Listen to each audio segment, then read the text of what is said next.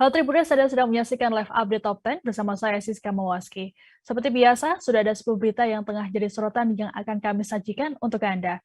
Langsung saja kita jelang live update top 10 selengkapnya. Kita ke informasi pertama Tribuners.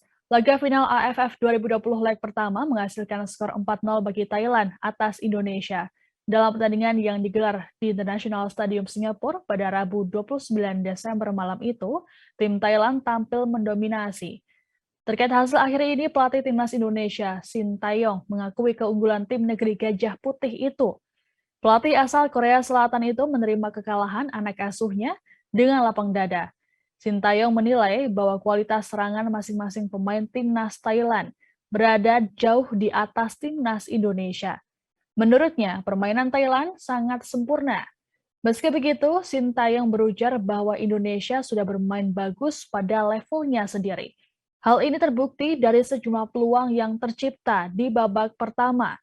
Saat ini Shin Tae-yong tengah mempersiapkan anak asuhnya untuk laga leg kedua mendatang. Ia mengakui bukan hal yang cukup mudah untuk mengejar ketertinggalan margin gol yang cukup besar. Pelatih yang pernah membawa Korsel mengalahkan Jerman di Piala Dunia 2018 itu mengaku akan berjuang agar timnas Indonesia meraih hasil terbaik. Tak lupa, Shin Tae-yong juga menyampaikan terima kasihnya kepada masyarakat yang telah mendukung skuad Garuda.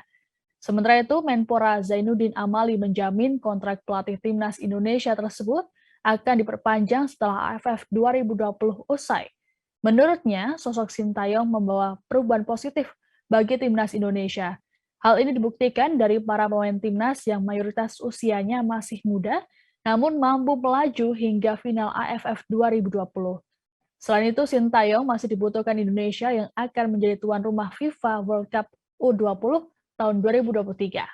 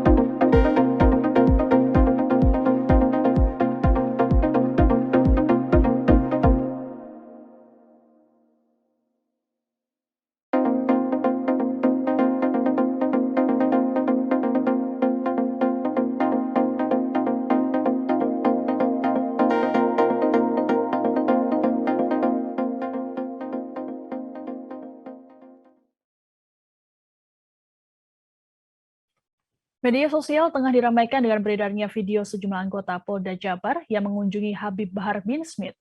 Hal ini pun sontak menuai kecaman keras dari masyarakat karena personel kepolisian tersebut dinilai melakukan sowan pada penceramah itu. Pasalnya, dalam video tersebut para polisi bersalaman dan memberikan pelukan pada Habib Bahar. Menanggapi hal ini, Kabid Humas Polda Jabar, Kombes Pol RDA Caniago, buka suara memberikan tanggapan. Ardi menjelaskan bahwa anggota kepolisian tersebut berasal dari Ditreskrimum Polda Jabar. Maksud kedatangan mereka yakni menyerahkan surat perintah dimulainya penyidikan atau SPDP pada Habib Bahar. SPDP tersebut terkait dengan laporan polisi yang masuk ke Polda Metro Jaya terkait ujaran kebencian yang dilakukan Habib Bahar. Ardi juga membantah narasi yang menyebutkan bahwa para anggota kepolisian melakukan silaturahmi. Terkait dengan kasus ujaran kebencian tersebut, saat ini Habib Bahar masih berstatus sebagai saksi. Hingga kini polisi belum menjelaskan lebih rinci soal kasus dugaan ujaran kebencian tersebut. Kabak Penum Divisi Humas Polri Brigjen Pol Ahmad Ramadan hanya mengatakan bahwa saat ini Habib Bahar dilaporkan dengan 2 laporan sekaligus, yakni di Polda Metro Jaya dan Polda Jabar.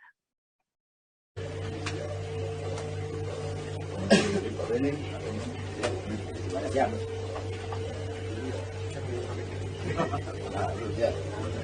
Mau masuk sini.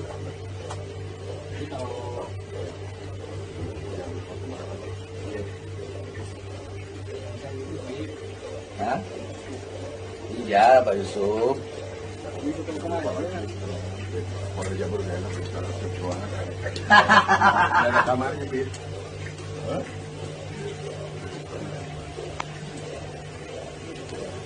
Ini super red. Belum jalan.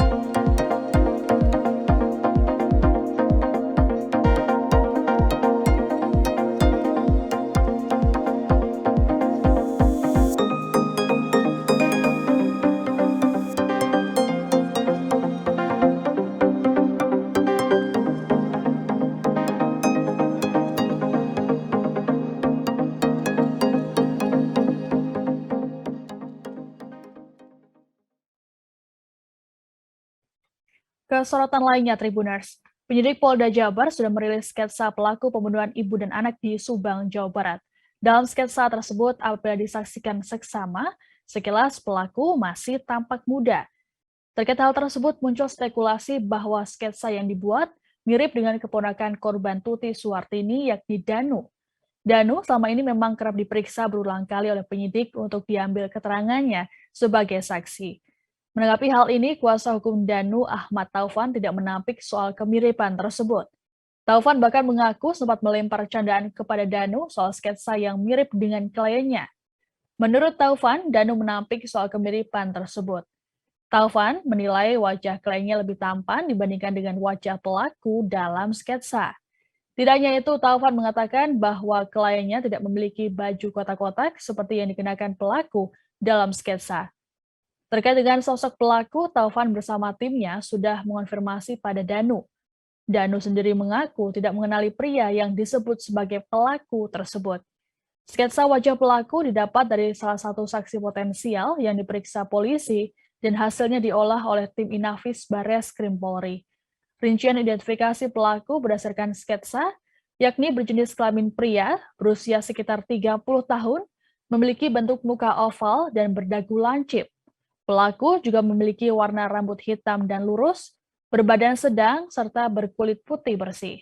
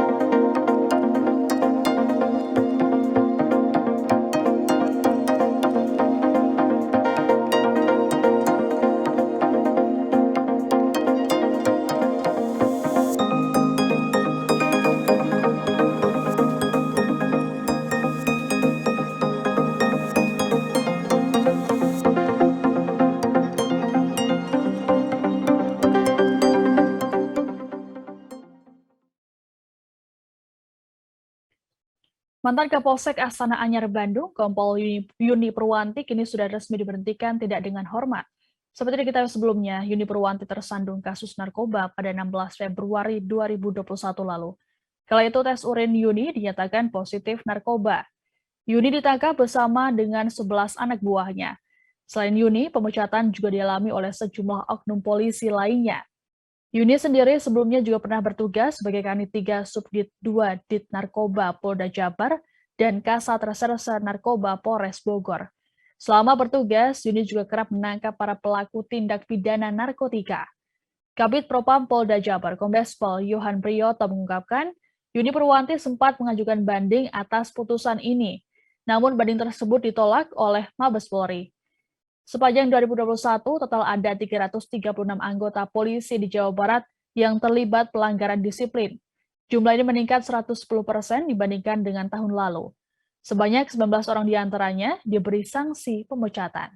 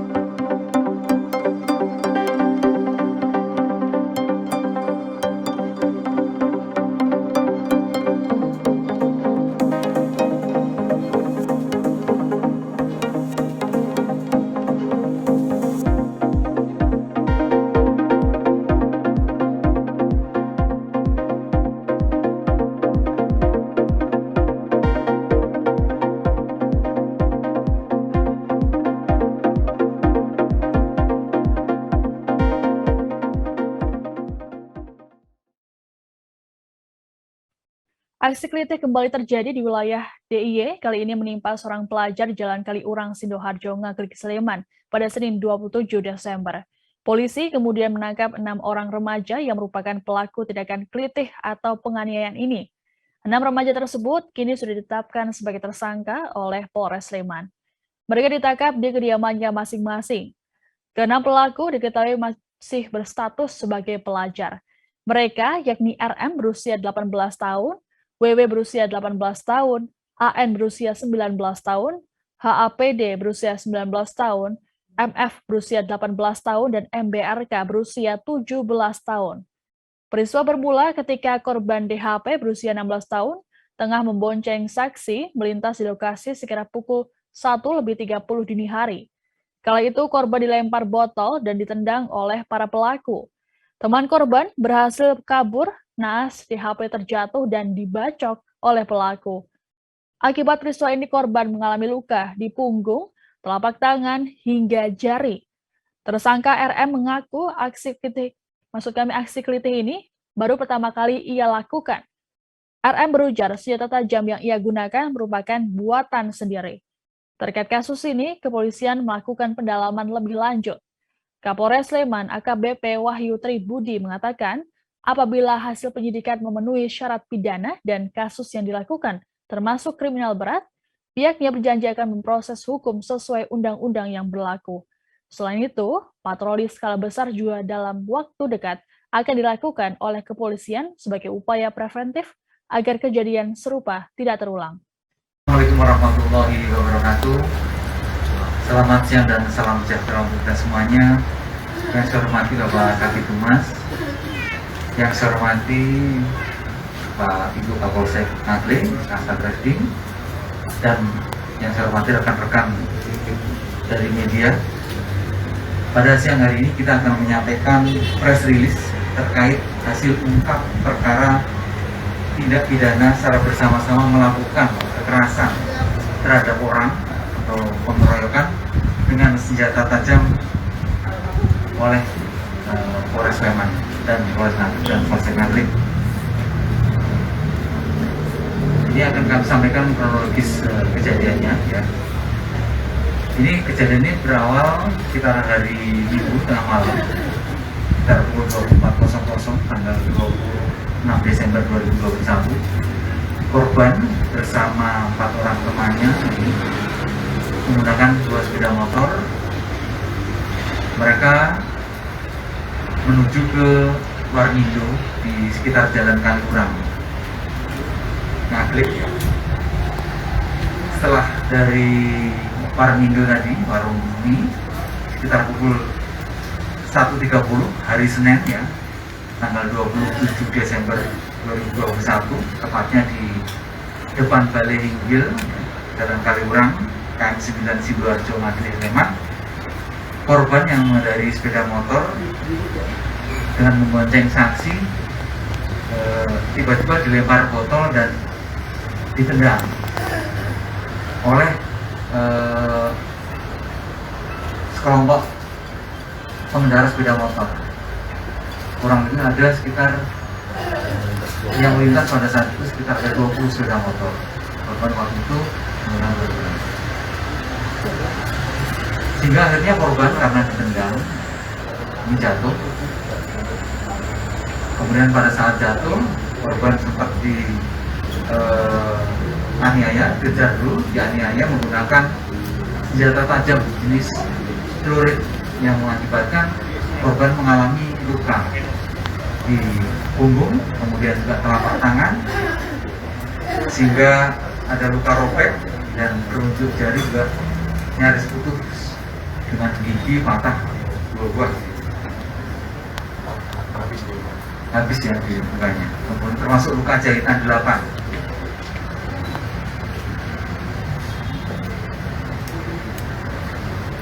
Kemudian korban melaporkan kejadian tersebut pada tanggal 27 Desember 2021 di Polsek Ngaglik. Setelah itu dari jajaran Polres Sleman dan Polsek Ngaglik kita berupaya untuk melakukan penyelidikan, dan akhirnya pada malam harinya, pada hari itu juga tanggal 20 Desember kami berhasil mengamankan 6 orang yang diduga kuat sebagai pelaku. 6 orang itu atas nama yang pertama RM. RM ini pelajar dari Sleman. Dia membacok korban 2 kali menggunakan celurit. Kemudian 2 tersangka WW ini juga dari Sleman, dia lulusan SMA. Dia membacok korban, memukul korban menggunakan helm. Kemudian AN ini memukul dan menendang korban berkali-kali. Kemudian AN ini warga Sleman juga, dia lulusan sekolah. Kemudian ada HAPD, ini pelajar, ya dari asalnya dari kota. Masih terkait kelitih Tribuners, berdalih ingin viral, seorang pria di Bantul DIY nekat melukai diri sendiri dan mengaku sebagai korban kelitih. Tanya itu pemuda berinisial HEH ini bahkan sampai membuat laporan palsu ke Polsek Kasihan Bantul pada Selasa 28 Desember. Kepada polisi, ia mengaku menjadi korban penganiayaan jalanan pada 27 Desember 2021. HEH menceritakan kepada polisi dirinya berpapasan dengan 3 pengendara motor sepulang dari Mentato Pelanggan. Menurutnya, 3 orang itu semuanya berboncengan. Pemuda berusia 23 tahun itu mengaku 3 pengendara motor itu tiba-tiba berbelok dan mengejarnya di Jalan Bibis Kasihan, Padukuhan Bibis, Kelurahan Bangunjiwo, Kapanewon, Kasihan, Bantul. Dalam sekejap, mereka membacokkan celuritnya hingga mengenai lengan kiri pelaku hingga sobek. Setelah dilakukan olah TKP, polisi justru menemukan fakta lain. Dari hasil pemeriksaan CCTV di lokasi kejadian yang disebutkan pelaku, tak terjadi aksi kelitih. Namun, berdasarkan keterangan saksi dan rekaman CCTV yang ada, pelaku ternyata melukai diri menggunakan cutter di dalam minimarket di kawasan Kelurahan Bangunjiwo. Polisi kemudian membawa pelaku bersama barang bukti ke Polres Bantul. Atas perbuatannya, HEH disangkakan pasal 242 KUHP, subsidiar 220 KUHP. Adapun dalam pasal tersebut menyebutkan jika keterangan itu membawa akibat bagi hukum dengan sengaja memberi keterangan palsu yang ditanggung dengan sumpah baik dengan lisan atau tulisan. Pelaku terancam hukuman 7 tahun penjara. Keluar naik motor, terus di jalan ini, nyayat sendiri badannya. Di tempat, Pak. Kenapa? Di tempat. Itu dulu, di tempat dulu. Ini, beli indikatornya nih, persis sama nih. Ini sama persis. Harganya berapa ini, Pak? Harganya berapa? Masih ingat? Oh, udah nggak ingat. Habis itu nyayatnya di mana? Nyayat tangannya di depan tempat Indomaret ini. Iya, Pak. Iya, Iya. di depan Indomaret. Itu di tempat dulu, Pak. Oh, di sini. Iya. Sampai nyayat di sini. Iya, Pak. Ternyata di sini nih nyayat tangannya. Iya, benar. Iya. Oh, darahnya nggak ada dong kalau di situ. Ada, Pak, itu, Pak. Ya. Ya, ini jaketnya benar nih sesuai. Oh, nyayat di sini. Iya. Apa motif sampean apa? Nyayat diri sendiri itu. Viral, Pak. Viral ya? Iya, Pak. Lihat sananya. Jadi motifnya biar viral. Iya. Ini tatonya banyak. Apa sampai kejadian setiap hari? Viral, Pak. Ini bekas luka yang diobati, sempat berobat di ini ya, di klinik ya? Di klinik di dekat Sindon. Ya.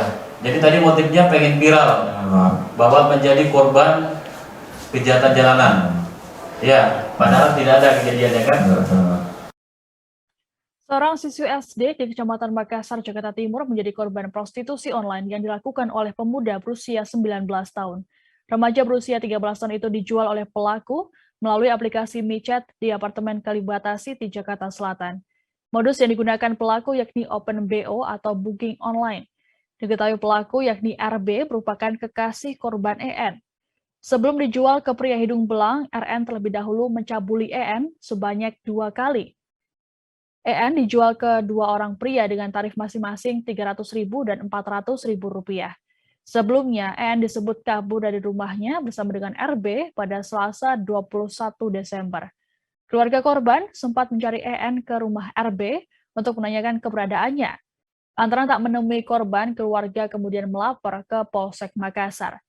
Unit Reskrim Polsek Makassar kemudian menemukan EN di sebuah unit apartemen pada Sabtu 25 Desember. Dalam penggerebekan tersebut, selain keduanya, polisi juga mengamankan 3 perempuan lainnya.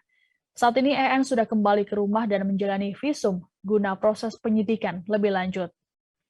Jadi awalnya dia mengajak korban untuk pacaran, ya. Setelah dia pacaran, dia merayu, kemudian dia meniduri korban. Selanjutnya di samping itu dia menjual korban juga. Latar belakang pelaku dan Untuk pekerjaannya. pelaku pengangguran. Iya. Mas Kasar menegaskan aja apa korban sendiri emang masih duduk di bangku kelas 6 SD dan Oh ya, jadi korban itu masih berumur 13 tahun dan sekarang masih kelas 6 SD. Ada paksaan atau ancaman dari Ya dia dengan cara dia pacaran, secara pelan-pelan dia merayu, akhirnya dia sendiri yang meniduri korban, selanjutnya dia menjual korban ke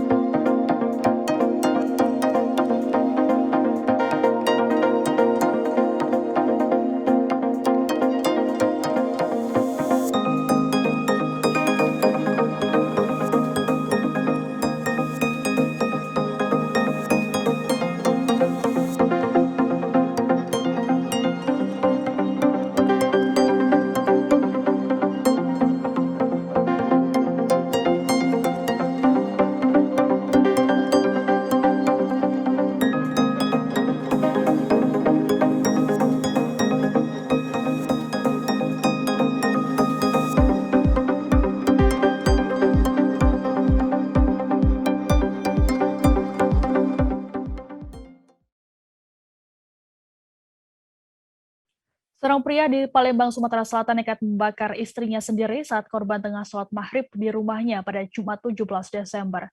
Peristiwa pembakaran ini terjadi di wilayah Lorong Jaya Laksana, Kelurahan 3/4 Ulu, Kecamatan Seberang Ulu 1, Kota Palembang.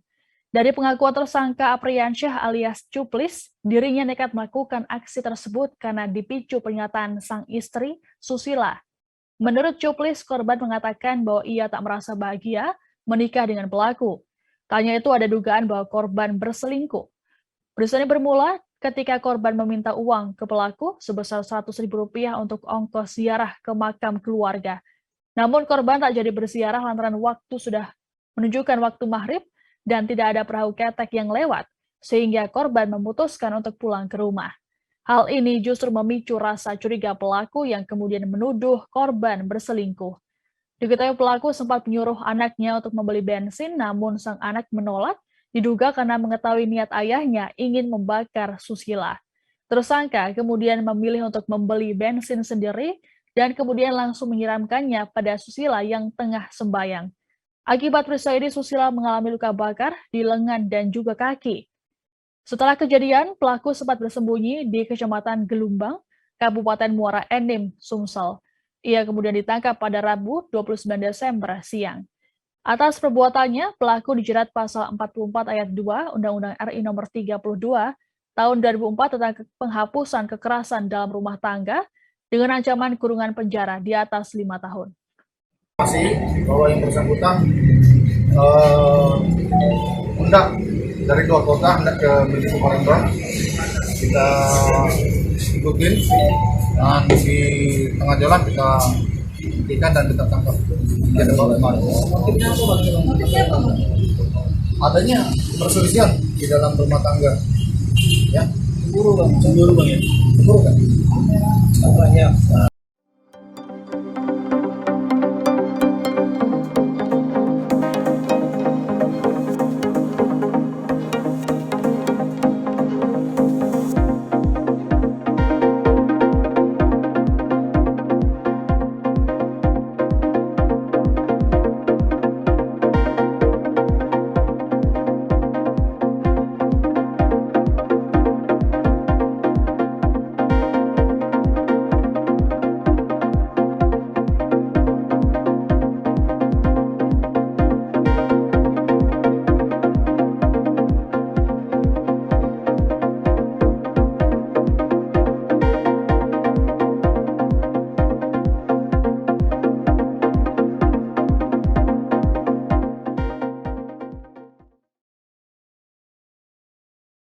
Polres Pindrang resmi menetapkan pria bernama Abdul Rahim sebagai tersangka karena menjadi joki vaksin COVID-19. Penetapan tersangka terhadap Abdul Rahim dilakukan setelah polisi memeriksanya selama 7 jam. Dalam kasus ini, Abdul Rahim melanggar pasal 14 Undang-Undang Nomor 4 Tahun 1984 tentang wabah penyakit menular, junto pasal 13B Perpres Nomor 14 Tahun 2021 tentang penanggulangan wabah COVID-19. Meski telah menjadi tersangka, Abdul Rahim tidak ditahan dan hanya menjalani wajib lapor. Dari hasil pemeriksaan, Abdul Rahim sudah menjalani 17 kali suntik vaksin COVID-19. Bahkan, dalam satu hari ia pernah menggantikan 3 orang sekaligus. Sebagai barang bukti, polisi menyita KTP dan kartu vaksinasi COVID-19 pengguna jasa Abdul Rahim. Kasat Reskrim Polres Pindrang AKP Deki Marizaldi mengatakan, pihaknya juga telah mengirimkan surat pemberitahuan dimulainya penyidikan atau SPDP kepada Kejaksaan Negeri Pindrang dan selanjutnya dalam waktu dekat akan dikirimkan juga berkas tahap 1. Seperti diketahui sebelumnya, Abdul Rahim sempat viral karena video pengakuannya sebagai joki vaksin. Menurutnya, suntikan vaksin tersebut diterimanya dalam 3 bulan terakhir. Setiap menjalankan aksinya, Abdul Rahim dibayar kisaran Rp100.000 hingga Rp800.000. Dari semua sudah kita periksa, kita sudah kenakan di pasalnya itu pasal 14 Undang-Undang Nomor 4 Tahun 1984 terkait wabah penyakit menular. Kita juntukan di Perpres Nomor 14 Tahun 2021 Pasal 13B, begitu. Berarti pasal berlapis ya? Tetap pasal utama pasal 14 Undang-Undang Nomor 4 Tahun 84 tentang wabah penyakit menular dengan ancaman hukuman 1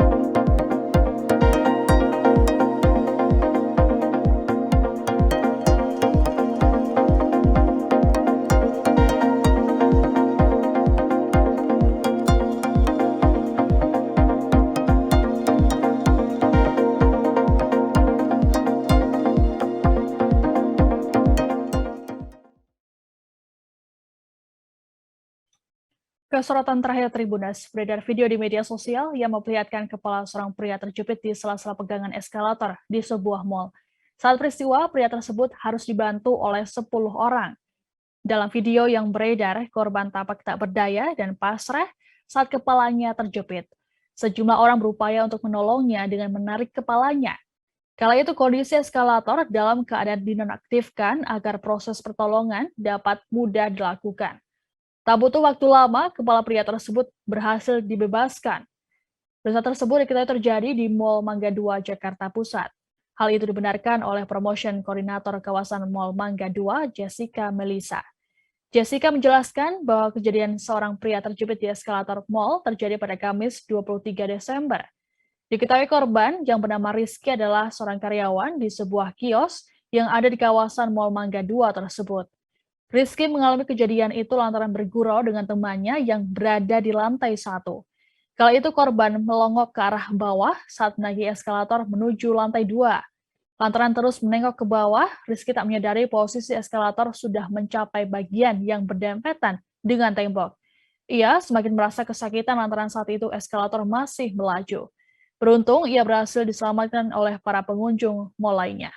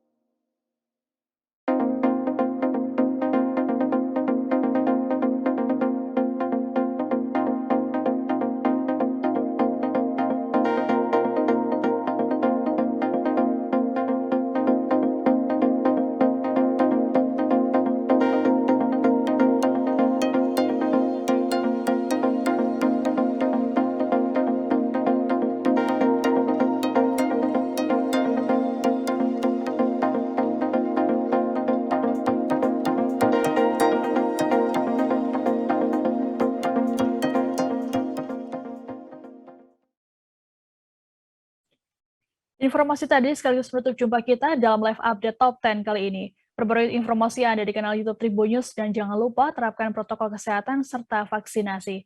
Saya Siska Mawaski, pamit undur diri. Terima kasih dan sampai jumpa. Jangan lupa like, subscribe, dan share ya.